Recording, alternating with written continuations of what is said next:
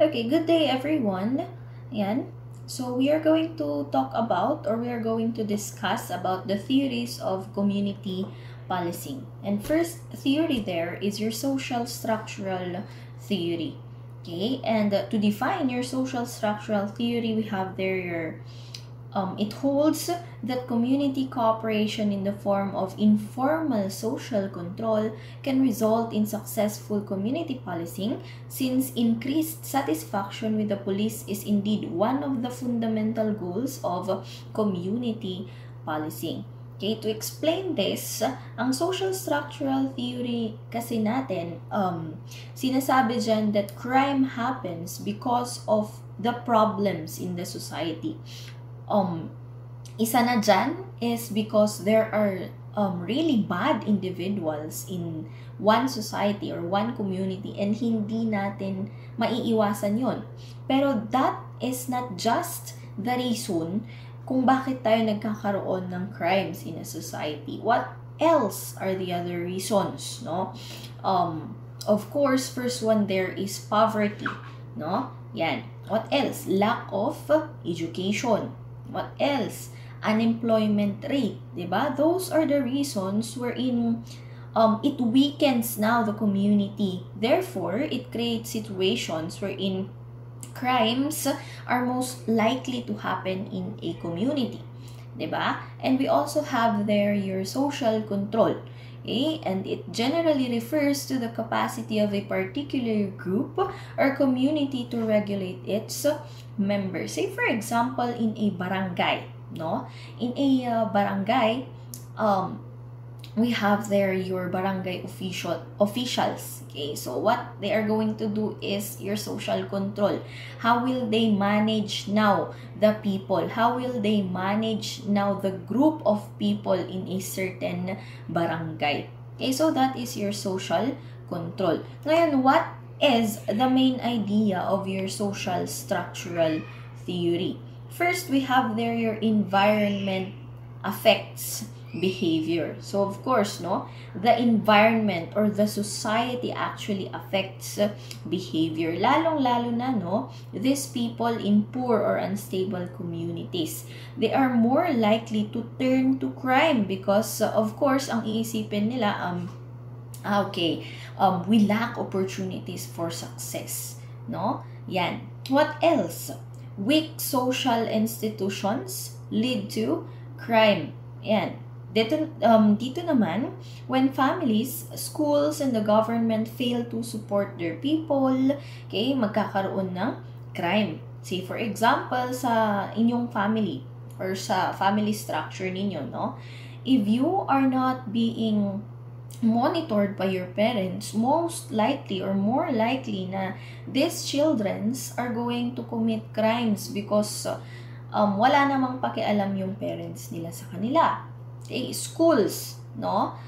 If we are not going to monitor your attendance, your activities, pwede nyo lang ginagawa yung mga gusto nyong gawin. Say for example, mag-absent, hindi mag-pass ng activities. If we do not discipline you, ayan, magkakaroon or there are more likely chances na gagawin nyo yung mga gusto nyong gawin. Okay? And lastly is inequality creates frustration. Okay? Inequality. When we say inequality, okay, meron yung mga mas matataas na tao, meron yung mga nasa laylayan, no? Okay, when people cannot achieve this success that they want, of course, maybe this is because of poverty, maybe this is because of discrimination, they may commit crimes, no, to survive or express their frustrations. Okay, so yon. What are the three theories that are connected to this social structural theory? If you are going to look or if you are going to basahin niyo ulit yung mga theories, no, and your theories of crime causations, the connected theories in your social structural theories, your social disorganization theory, strain theory, culture conflict theory, di ba? And what is your social disorganization theory, di ba? Anong sinasabi dyan? Crime happens more in communities that have more problems, such as your poverty, okay, weak social connections, those ones. Sa strain theory naman, okay, if these people cannot reach their society's goals, say for example, hindi nila makamit na maging mayaman, of course, lalong-lalo na if they cannot cannot get these goals through legal ways, of course, they will turn into crime. Kung hindi nila kayang maging successful na sa pagiging legal, okay, ang gagawin nila is through illegal ways. Okay? Next one is your culture conflict theory. Yan. Different cultural beliefs can cause conflicts, leading some groups to break the law. Okay? Yan. So, in your social structural theory, how can we connect this one into your policing, no, or your police administration? Okay? So, of course, in here, your police is focusing on the improvement on your community conditions. Okay? Hindi lang sila basta-basta nag-a-arrest ng tao. Okay? They must also help communities with, of course, say for example, jobs. They educate people, kaya nga they are conducting seminars. Okay? They are going to conduct social programs that, of course, can reduce these crimes. Ayan. Okay? So, next one is your modern management technology theory. Okay, so the use of latest technological advancements in the area of policing and holds that modern management technology could be made use of for police augmentation and making the system more efficient. This theory highlights the information and communication technology, or our ICT.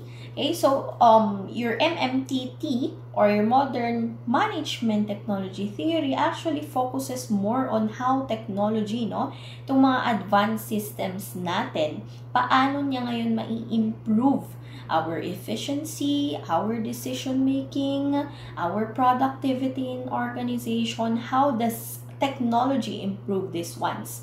Okay, so highlights nito is more on, of course, our computers, diba? Your cell phones, your automations, no, our databases, data analysis, no? Okay, para it makes business operations more faster and, of course, effective. Okay? What are the key ideas naman of your modern management technology theory? Okay, so first there is, of course, our technology, no? Our computers, and ano yung mga nasa loob ng computers, our softwares, diba? These digital tools that actually help us make better decisions, diba? What else? Ano yung mga ginagamit ninyo ngayon as students natin? Okay? AI, diba? Yan. Artificial intelligence. Okay? Machines. Of course, diba? It reduces human errors. Kaya sa mga assignments ninyo, anong nangyayari? Akala ko, grammars niyo talaga yon, diba? Nanggagaling talaga sa inyo yung mga languages ng words na mga ginagamit nyo. Pero, when I'm going to ask you what is the meaning of that word, hindi nyo masabi kasi you just copied and pasted it on your paper, diba? Okay, what else? Ano pang nagagawa ng AI, diba? It speed up production. Okay, ano pang mga ginagawa ng mga machines? Yes, they are. Nakakatulong talaga sa atin because, of course, ito yung pinapatunayan ng modern management technology theory. Okay, lower costs, those ones. Yan. What else? Data-driven decision making, diba? In this ones, actually, some of the managers of other businesses use the real-time data and analytics, no, to predict and trends. And sometimes, 'di ba, what we tend to do is we actually search sa internet, search sa Google, search sa AI kung ano yung pinaka-best, okay, in solving problems. ChatGPT today, 'di ba? Meron nga yung you can actually share your problems to them, okay, and then magbibigay sila ng advices. What else? Meron din yung AI boyfriends and girlfriends na nakikita ko sa Facebook. Diba? Those ones. Yan. What else?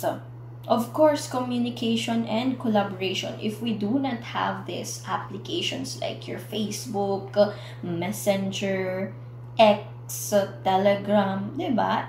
It actually helps us, no, to work together through emails, diba? Video calls and other online platforms, just like what we are doing today. We cannot,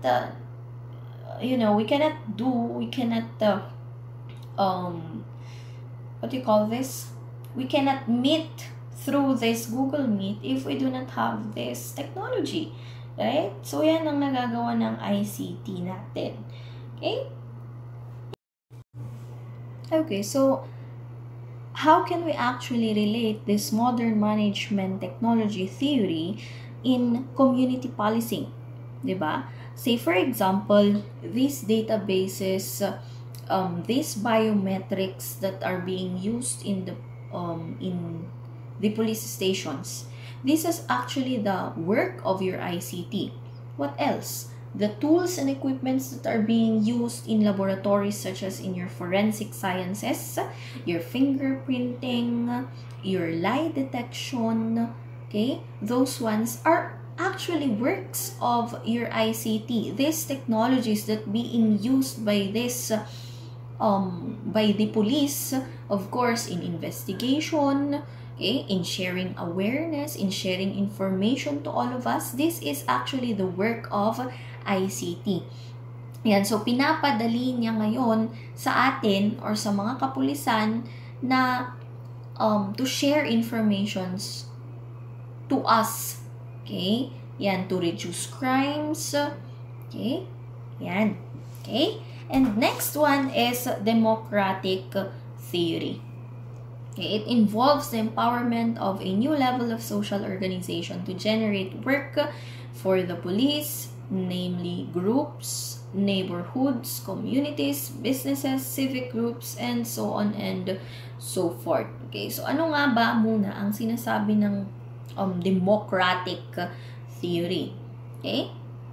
Or how does it work? Or why is it important in governing a society? Say, for example, in the Philippines, palagi niyong sinasabi na Philippines is a democratic country. Okay? You are free to do what you want to do. Ayan. Okay? So, of course, in this theory, it focuses on the role of the people, the role of us people in making decision. Okay? What? Dito na pumapasok yung protection of our rights, okay? The balance of the powers of those leaders that are in the government na nakaupo, ba? Okay. So, in your democratic theory, meron tayong tinatawag na government by the people, right? Okay, so we have the right, or the citizens of a country have the right to choose their own leaders. Say, for example, dito nga sa ating school, di ba? You are the ones who chose your leaders. Di ba? Yan. What else? Protection of rights and freedom. Okay? So, of course, no, democracy ensures our freedom of speech. Palagi niyong sinasabi yan, palagi niyong pinaglalaban yan, that we have the freedom of speech. Okay, dapat meron kaming freedom sa religions namin. Dapat meron kaming equal treatment under the law. Okay, so this is your rights and protection from the government. What else? Kung meron tayong freedom, meron tayong rights, of course, meron ding rules of law. Okay?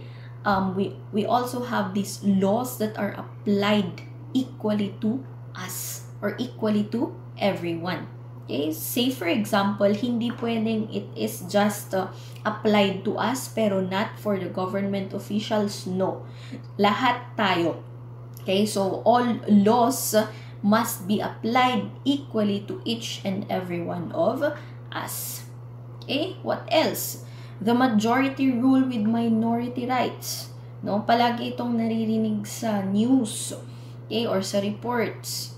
Okay? What is this? Decisions are actually made based on the majority's choice. No? So, dito nga sa school, no, if we are going to be asked kung ano yung mas gusto nyo, choose your own group or ano yung isa? Count off.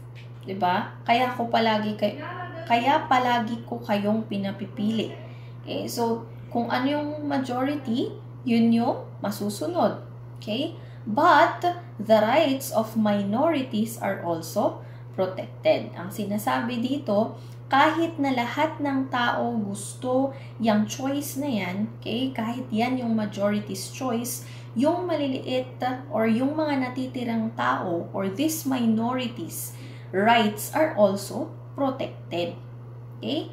And last one is the separation of powers. Okay? So, government power is divided among branches. We have, diba, your executive, legislative, and judiciary. And actually, they have their own responsibilities. And this is, of course, to prevent abuse of power. Okay? So, yan yung sinasabi ng democratic theory. We actually have the types of democracy, no? Later on, I will send na lang the module or the soft copy of your notes. Yan. So, we have their direct democracy, representative democracy, liberal democracy, and participatory democracy. We start with your direct democracy. For now, you must have your pen and paper para magsulat kayo ng notes ninyo. Pagbalik ninyo, I will let you pass your notebooks. Okay? Yan, direct democracy, citizens vote on laws and policies themselves. This direct democracy are actually taken from your ancient Athens, that yung mga tao, they have to vote sa laws and policies. Okay? Kung ano yung majority's choice, kung gusto nilang ipasa yung laws and policies na yan, and then, so be it. Okay? We also have your representative democracy. Okay? In your representative democracy, this people or us people elect leaders to make decisions on their behalf. Say for example, or the countries that is best example for this one is sa US and of course here in the Philippines, because we are the ones who choose our leaders, okay, and they are the ones who makes decisions on our behalf, diba?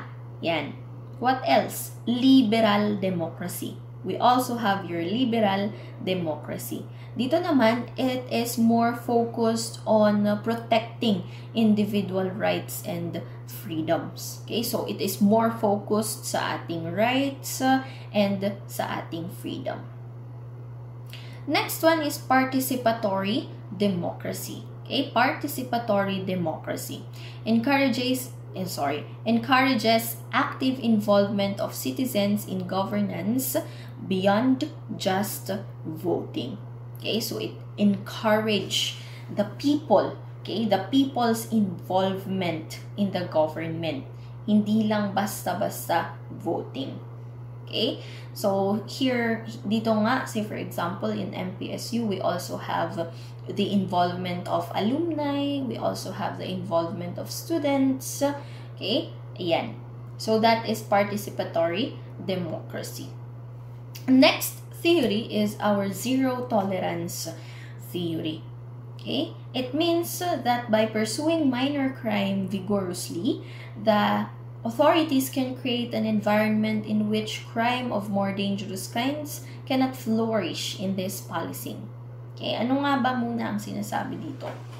In your zero tolerance theory is actually a very strict, strict approach siya to law enforcement. Lalong-lalo na in discipline, because it actually punishes all violations, no matter how small, no matter how big, to prevent bigger crimes or to prevent bigger problems in the future. Dapat itong mga maliliit na problema na to, dapat sinusolusyonan na agad. So it is often used, and of course, here in our school, in the workplace, in policing, of course, sa law enforcement, this is actually being used, your zero tolerance theory. Ano ang ginagawa dito sa zero tolerance theory? Of course, strict enforcement of laws. Sabi nga natin, the law excuses no one, no exceptions. Even minor offenses, dapat they receive punishment. Hindi pwedeng merong dahil anak ka ni mayor, dahil anak ka ng presidente. No, there must be no exceptions. What else? Actually, your zero tolerance theory actually is a deterrence. Because it deters future crimes. Sabi ko nga kanina, no matter how small, bago pa man yan lumaki, to prevent bigger crimes or bigger problems in the future, dapat it must be punished already. So harsh penalties discourage people from breaking the rules. Ibig sabihin, kung iisipin ng mga tao, I will be punished if I do this one, so of course hindi na nila gagawin or hindi na nila itutuloy pa na gagawin yung crime nila. What else? Prevention over leniency.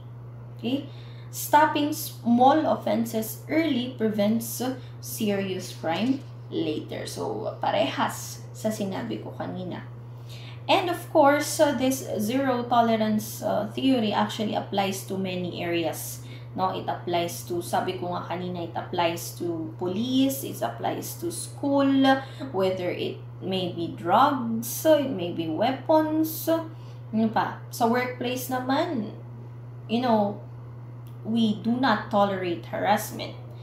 So, in workplaces, it also applies. Your zero tolerance theory also applies. Say, for example, harassment, fraud, corruption, those ones. Okay? Ayan. Next one is your public relations theory. So the practice of managing and disseminating information from the police organization to the public in order to affect public perception, it highlights in the importance of mutual understanding and mutual responsiveness and support. The police keep the public informed about matters from its sphere of activity. So it actually explains how this organization or our police organizations communicate with us public. Diba? Kasi nga, they are building trust with us. They are building or they are maintaining a positive image sa ating mga public or sa ating public, sa ating society. And so, it actually focuses on managing relationship. Kaya nga meron tayong tinatawag na PR, or your public relations. It influences public perception, of course, and of course, it handles now the crisis effectively. Ano yung mga pwedeng gawin dito or ano yung mga ginagawa nila during your public relations theory? We have there your two-way communication. So, actually, public relation is not just about sending messages, but also, dapat nakikinig din sila sa atin. Nakikinig din sila sa community. What else? they are actually, sabi ko nga kanina, maintaining their image and reputation, no? So this organization use public relation to create a positive public image. Pero anong nangyayari ngayon? Since ang dami nang natutulfo ng mga police officers, ang dami nang nare-report na police officers, okay? Ang nangyayari, nagiging negative na yung public image, nagiging negative na yung pananaw natin sa mga kapulisan. What else? Crisis communication. A public relation actually manage negative situations to protect an organization's reputation. Say for example, merong ginawa yung isang member ng kapulisan, what they're going to do is, of course, sisibakin nila yan. No? They're going to protect the organization's reputation. Yan. And last is persuasion and influence. Okay, so of course, public relations strategies aim to shape public opinion and encourage trust. Okay? Very simple lang ang public relation theory because it is just the building trust and maintaining a good image sa ating public. Yan. By doing this, of course, what are they ano yung ginagawa nila? They must be open, they must be honest, they must have ethical communication, diba? Yan. Next one there is your communitarian theory. Okay? Maintains that the individuals are shaped by the communities to which they belong and thus owe them a debt of respect and consideration. Okay? Yan. So, what does your communitarian theory emphasizes? Okay? Or what is the importance of your communitarian theory? Yan. Actually, in your communitarian theory, it emphasizes on us community, no? In shaping our individual rights, what are our responsibilities and values, okay?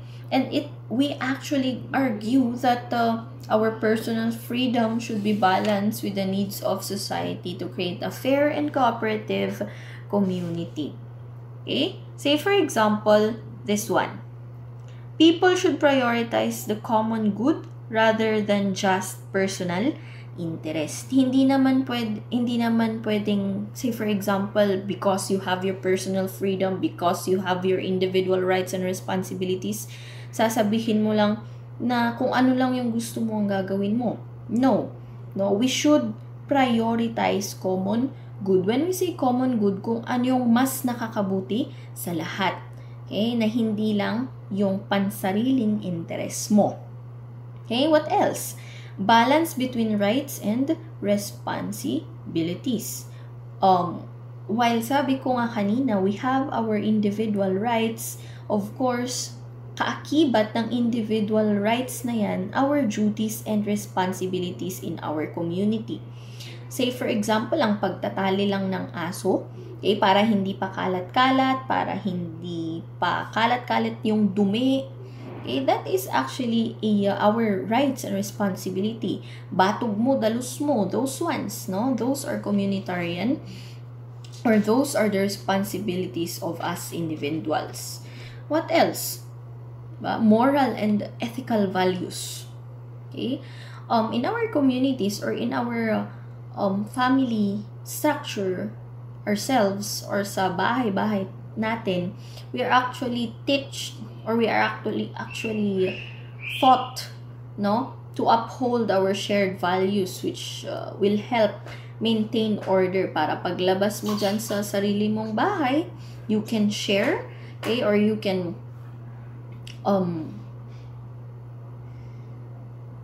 paglabas mo dyan sa sarili niyong bahay, paglabas ng mga kabataan sa sarili nilang bahay, disiplinado pa rin sila because they have their moral and ethical values na natutunan nila in the family or in their homes.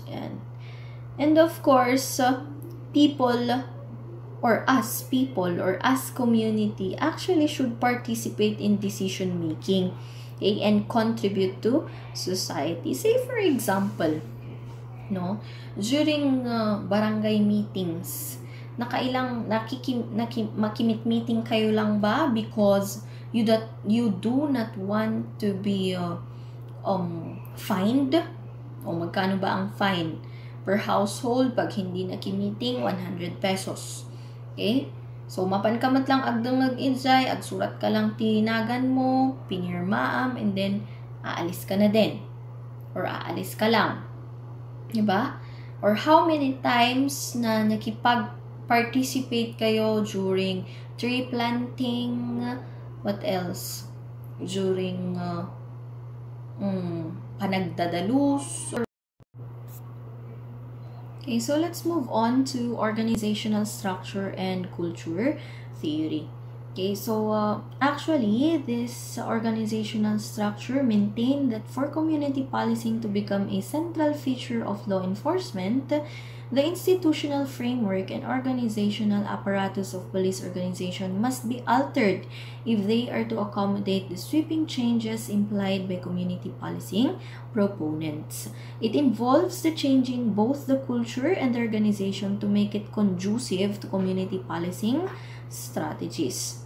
Okay, so in your organizational structure and culture theory, the community policing actually shifts away from traditional hierarchical and bureaucratic structure. So, hindi tayo magfo-focus on sa mga kinagawian natin, sa mga nakasanayan na natin, pero it is structured toward a more decentralized, more flexible, and more community-oriented approach. Okay, so paano ba ang decentralization?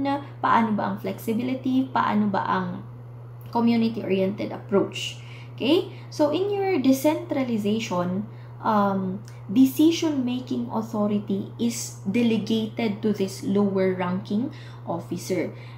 Ngayon, if we are going to delegate this decision-making to lower-ranking officer, it allows now na mas magiging responsive,